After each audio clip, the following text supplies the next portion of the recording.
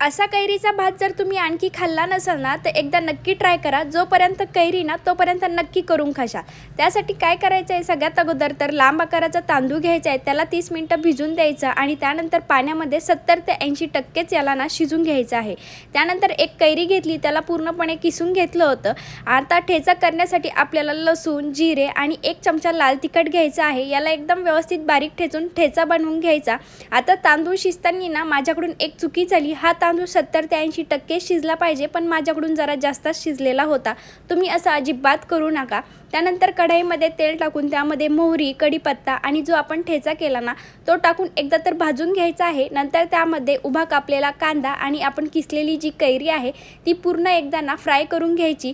आता सगळं व्यवस्थित भाजल्यानंतर त्यामध्ये ना मसाले टाकायचे आहे। आता तुम्ही तुमच्या आवडीनुसार टाकू शकताय। मी इथे ना लाल तिखट, कांदा लसूण मसाला, धने पावडर आणि थोडीशी हळद टाकलेली आहे। सगळं व्यवस्थित मिक्स करून त्यामध्ये आपला जो भात आहे तो टाकून घ्यायचा आणि चवीनुसार जेवढं मीठ लागतं तेवढं सुद्धा टाकून घ्यायचं। आता वरतून ना मी थोडीशी किसलेली कैरी आणि कोथिंबीर टाकलेली आहे। आपला भात रेडी आहे। तुम्ही सुद्धा नक्की ट्राय करा। कसा झाला मला कमेंटमध्ये सांगा। चलो बाय।